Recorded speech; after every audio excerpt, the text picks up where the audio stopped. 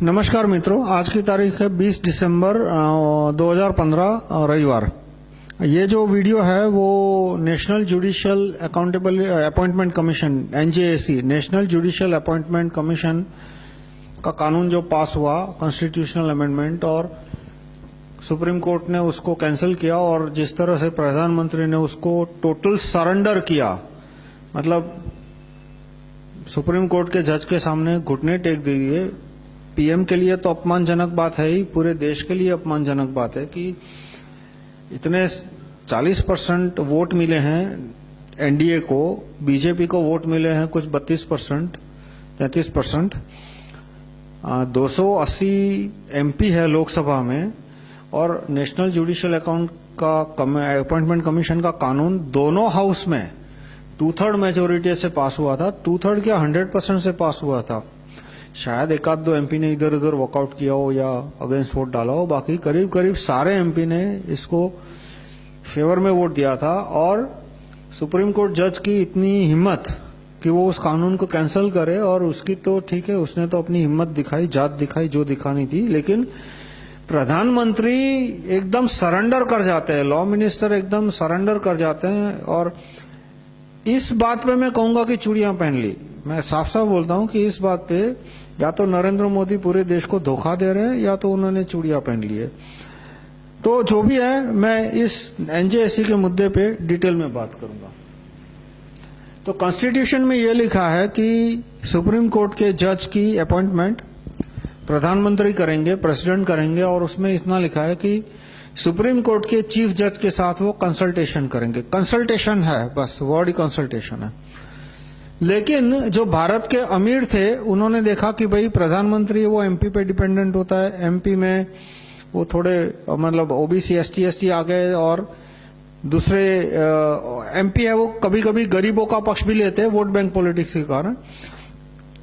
तो इसकी वजह से सुप्रीम कोर्ट में भी उनके आदमी आ जाएंगे जो कि अमीरों के खिलाफ जजमेंट दे सकते हैं, गलत मुद्दे पे, सही मुद्दे पे। और खास करके विदेशियों को भी ऐसा लगा कि भाई इससे सुप्रीम कोर्ट में प्रो इंडियन जजमेंट ज्यादा आएंगे, इसलिए कंसल्टेशन शब्द का अर्थ ये निकाला कि भाई सुप्रीम कोर्ट का जज जो कहे वो फाइनल। तो 1991 से पहले ये था कि सुप्रीम कोर्ट के चीफ जज कहते थे कि किसको अपॉइंट करना, फाइनल डिसीजन पीएम लेते थे। अधिकतर पीएम उनकी बात मान लेते थे, लेकिन देवी इंदिरा अम्मा ने मानना बंद किया और उन्होंने अपनी मर्जी से सुप्रीम कोर्ट के जज की अपॉइंटमेंट करनी शुरू की।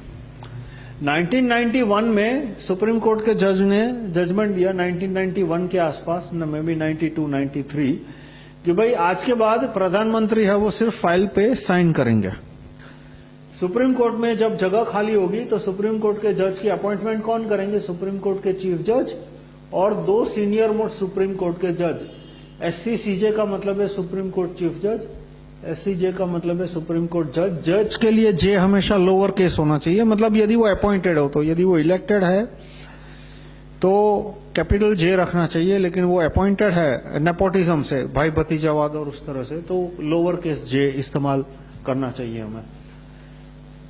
तो एनजेएसी में कोई बहुत बड़ा परिवर्तन नहीं था।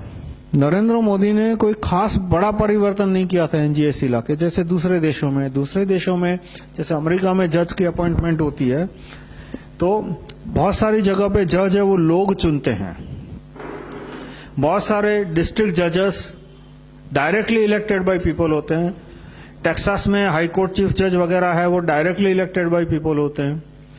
कैलिफोर्निया में अपॉइंटेड जज होता है, लेकिन लोग उन्हें रेफरेंडम के द्वारा या वोटिंग के द्वारा निकाल सकते हैं। आप गूगल करना judicial retention election, right to recall जज। तो अमेरिका में जितने भी डिस्ट्रिक्ट जज है करीब करीब हर एक के ऊपर राइट टू रिकॉल है। जापान में भी कोई आदमी जज बनता है तो उसके 5 साल बाद जब वहां इलेक्शन होते हैं तो बैलेट पेपर में एक कॉलम होता है कि इस जज को नौकरी में चालू रखना चाहिए या नौकरी से निकाल देना चाहिए, और यदि मेजोरिटी कहे कि नौकरी से निकाल दो तो उसकी नौकरी खत्म होती है। ऐसा कभी हुआ नहीं है क्योंकि ये प्रोसीजर है, इसलिए जजों ने कभी बदमाशी नहीं की। जापान में बदमाशी नहीं की तो लोगों को कभी उनको नौकरी से निकालने की जरूरत नहीं लगी। लेकिन इंडिया में जुडिशरी में करप्शन बहुत ज्यादा है, जैसा कि आपने सलमान खान का केस, वो तो अल्टीमेट है।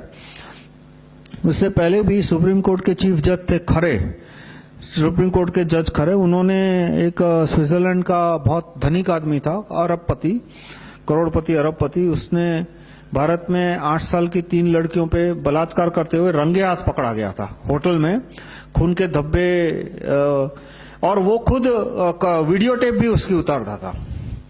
तो वीडियो में 508 साल के 10 साल के लड़कियों की वीडियो मिली, भारत के, पाकिस्तान के, थाईलैंड के, वियतनाम के, पता नहीं कहाँ के, और वो प्रूव हो गया पूरा केस, क्योंकि पुलिस ने वो वीडियो स्विट्जरलैंड भेज दिया, अमेरिका भेज दिया, सबका रिपोर्ट आ गया कि वीडियो जेन्युइन है। जो खून के धब्बे थे बेडशीट पे, उससे भी प्रूव हो गया।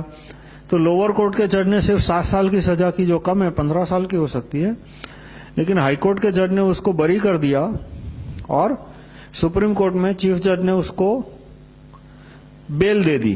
तो बेल दे दी तो वो देश छोड़ने के भागने में सफल हो गया। तो इस तरह से भारत की जुडिशरी में बहुत करप्शन है। सब ये नेपोटिज्म, भाई भतीजावाद तो जोर शोर से है, ऑलमोस्ट ट्रेडिशन बन गया है। जज